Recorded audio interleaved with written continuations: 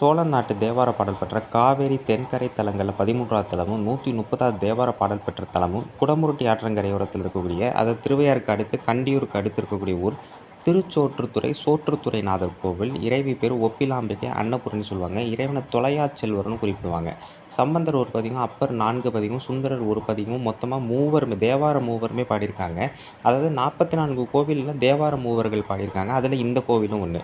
இது திருவையாறை சுற்றி இருக்கிற 7 தலங்களில் இதுவும் ஒன்று. தலமரம் பன்னீர் மரம். அடியவர்களோட பசிப்பினியால் வருந்திய போது இறைவன் அக்ஷய பாத்திரம் வழங்கி அனைவரோட பசியை போக்கியதுனால இவருக்கு தொலையா செல்வர் சோற்றுத்துறைநாதர்னு பேர்.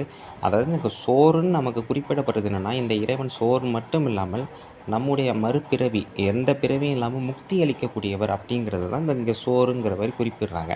ஊருக்கு ஏற்ப அதேமாதிரி இந்த கோவிலோட அர்த்த மண்டபத்தை போகிற வழியிலே பார்த்திங்கன்னா முருகப்பெருமானோட சன்னதி இருக்கும். இது எந்த கோவிலுமே இல்லாத ஒரு அமைப்பு. மிக மிக தொன்மையான ஒரு தேவார தலம் இது.